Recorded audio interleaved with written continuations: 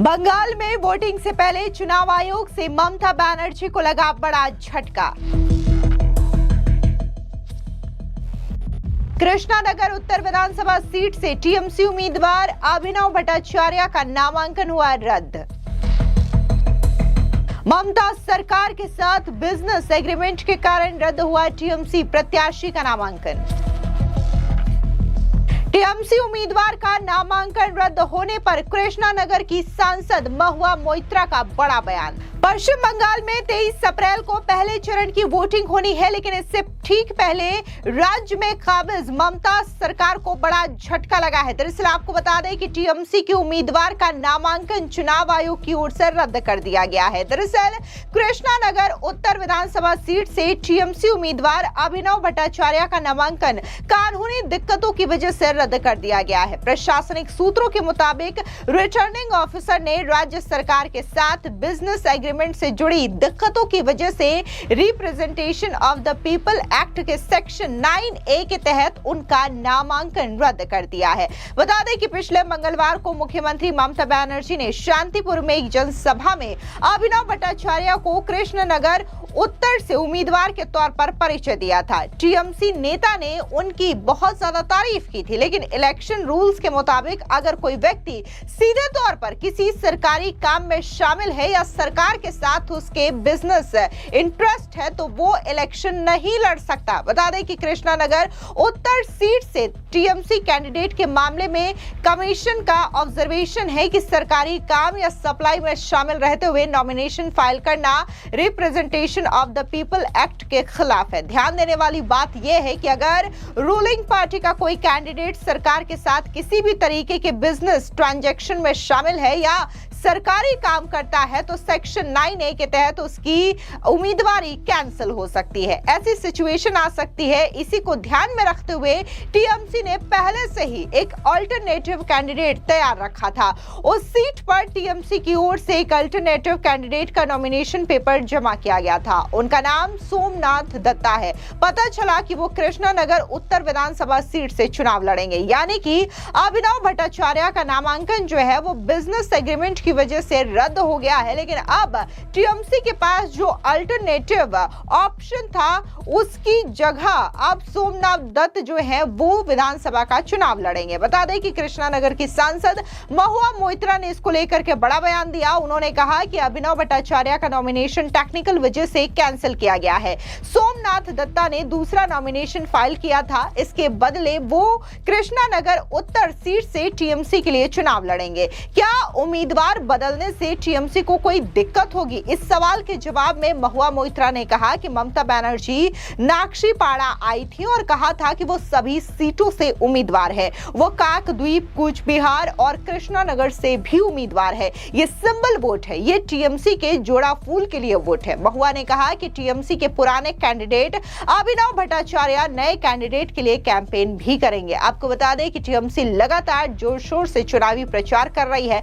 अभिषेक बनर्जी हो या फिर ममता बनर्जी हो, तमाम जनसभाओं को संबोधित कर रहे हैं। इस बीच बीजेपी ने भी पूरी तरीके से कमर कसी है और चुनावी मैदान में जिस तरीके से बीजेपी लगातार टीएमसी को पटखनी दे रही है, ऐसा लगता है कि इस बार पश्चिम बंगाल में ममता बनर्जी के साथ ही कोई बड़ा खेला होने वाला है। इस बीच आपको बता दें कि बीजेपी के तमाम स्टार प्रचारक जो हैं वो लगातार पश्चिम बंगाल में चुनाव कर रहे हैं और बीजेपी के समर्थन में वोट मांग रहे हैं। इस बीच पूर्व केंद्रीय मंत्री और बीजेपी की नेता स्मृति ईरानी ने पश्चिम बंगाल की राजधानी कोलकाता में चुनावी रोड शो किया। इस दौरान उन्होंने जमकर ममता सरकार पर हमला बोला। क्या कुछ स्मृति ईरानी ने कहा, सुनिए। जय श्री राम का नारा है, जय घोष है, जिससे कहीं ना कहीं बहुत ही दुखी है ममता जी।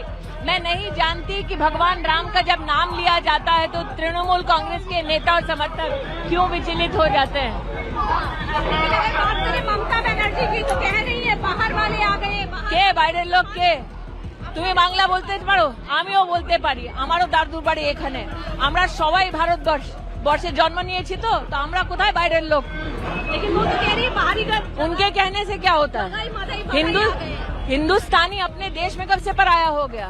और के बोले छे ममता बंदोपाध्याय निश्चित करबे के বাইরের লোককে বাড়ির? के बोले छे? एसआईआर को लेकर लगातार सवाल उठ रहे हैं आप लोग। सवाल ये उठता है कि पश्चिम बंगाल के मुख्यमंत्री क्यों घुसपैठियों का समर्थन करती हैं। सवाल ये उठता है कि पश्चिम बंगाल की मुख्यमंत्री क्यों हिंदुस्तान का जो लीगल वोटर है उसका संरक्षण नहीं चाहती। सवाल ये उठता है कि पश्चिम बंगाल में घुसपैठी वोट ना कर सके, इसमें इलेक्शन कमीशन का समर्थन करने की बजाय इलेक्शन कमीशन का अपमान होता है। लेकिन अगर बात करें महिलाओं की सुरक्षा की, संदेश खाली की जो घटना हुई उसके बाद यहाँ पर जो आर्टिकल की विक्टिम जो है, आज उनकी मदर भी अब आज उनके नॉमिनेशन में भी आप गई हुई थी, उनके ऊपर अटैक हुआ, जिस तरीके की परिस्थितियाँ हैं। मतलब एक माँ की बेटी की तृणमूल के गुंडों के संरक्षण में रेप होता है, एक माँ की बेटी की हत्या होती है, जब वो माँ अपने लोकतांत्रिक अधिकार का निर्वहन करके चुनाव में अपना नॉमिनेशन दाखिल करती है, तो उसी माँ को अपमानित भी किया जाता है सरेआम। ये कहाँ का न्याय है तृणमूल कांग्रेस का? आपको लग रहा है महिलाओं को न्याय मिलेगा? क्योंकि लगातार भारतीय जनता पार्टी वो न्याय सुनिश्चित करेगी, जैसे कि आज प्रधानमंत्री मोदी ने बंगाल में कहा है, सबका विकास, सबका साथ, लेकिन सबका हिसाब भी। लेकिन एक बहुत महत्वपूर्ण सवाल है, जिस तरीके से लक्ष्मी भंडार, कन्याश्री और तमाम योजनाएं दी जा रही हैं महिलाओं को, बेटियों को, यहाँ पर ममता बनर्जी के द्वारा, और ममता बनर्जी प्रधानमंत्री की कई स्कीमों से मुख्यमंत्री ममता बंदोपाध्याय अपनी कई स्कीमें चला रही हैं। उन्होंने प्रधानमंत्री का नाम हटाकर अपना नाम लगाया है, ये भी कहाँ का न्याय है? जब वो देश की तिजोरी से आया हुआ पैसा बंगाल में लूटती हैं, तो वो गरीबों की अपॉर्चुनिटी भी लूटती हैं। क्या उन्हें इस बात का एहसास नहीं है? ये वो तृणमूल की सरकार है जो प्रधानमंत्री आवास योजना को सुनिश्चित करने के लिए कट मनी लेने के लिए मशहूर है। ये वो तृणमूल की सरकार है जो सरकारी नौकरी में लोगों को भर्ती करवाने के लिए कट मनी लेने के लिए मशहूर है। ये वो तृणमूल की सरकार है जिसने मालदा में जो फ्लड के अपने विक्टिम्स हैं उनके पैसे को गबन करने का उनके ऊपर आरोप है। ये वो तृणमूल की सरकार है जिसने मनरेगा में जो गरीब को काम मिलना था उसके लिए फेक जॉब कार्ड्स बनाए 25 लाख तक की। वो कहाँ का न्याय दे रही थी ममता बनर्जी जब वो भारत की तिजोरी लूट रही थी पश्चिम बंगाल में? अभिषेक बनर्जी कह रहे हैं कि पाकिस्तान के डिफेंस मिनिस्टर कह रहे हैं बंगाल को उड़ा देंगे। बंगाल अभिषेक बनर्जी की पार्टी ने सीने वाले प्रधानमंत्री, डिफेंस मिनिस्टर और अमित शाह, देखिए तृणमूल कांग्रेस ने उस विपक्षी दल का, उस समूह का समर्थन किया जिसने भारत की फौज से भारत के संसद में प्रमाण मांगा उनके शौर्य का। उनके मुख से ये बातें शोभा नहीं देती हैं। भारत ने प्रधानमंत्री मोदी के नेतृत्व में मुंहतोड़ जवाब दिया है। ये प्रमाण ना तृणमूल कांग्रेस झुठला सकती है, ना पूरा का पूरा विपक्ष। अंतिम सवाल लूंगी, रोड शो में जबरदस्त जन सैलाब देख रहा है, आपको लग रहा है कि महिलाएं जिस तरीके से हर चुनाव में महत्वपूर्ण भूमिका निभाई है डिसिसिव यहाँ बंगाल में? मुझे इस बात की खुशी है कि भारत देश में महिलाओं ने जिस प्रकार से सामाजिक, आर्थिक और अब पॉलिटिकल योगदान दिया है, तो वह हमारे देश में सबसे असर्टिव वोटिंग समूह बनकर उभरी हैं। मेरी बहनों से अपील है, चुनाव चाहे कोई भी हो, किसी भी प्रदेश का हो या देश का हो, बढ़ चढ़कर उसमें हिस्सा लें।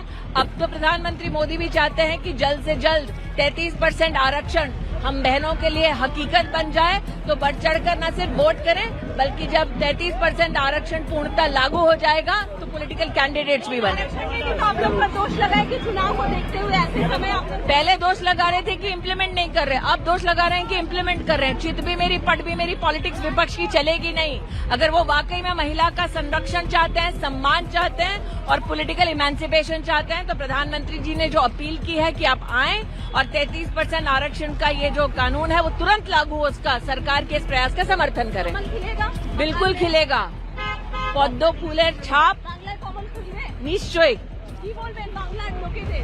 সবাইকে বলছি কি পল্টানো দরকার, আর বাংলায় চাই বিজেপির সরকার। বাংলার বেস্টের ভোট দেওয়ার জন্য আমার তো দাদুর বাড়ি, তাই ভোট নিচ্ছি। সবাইকে হাত জোড় করে প্রণাম করছি আর বলছি আমাদের ক্যান্ডিডেটস, আমাদের প্রার্থীদেরকে ভোট দিন। আর বাংলাতে মমতা দিদিকে কি মেসেজ দেবেন? উনি তো বলছেন আমরা কোথায়?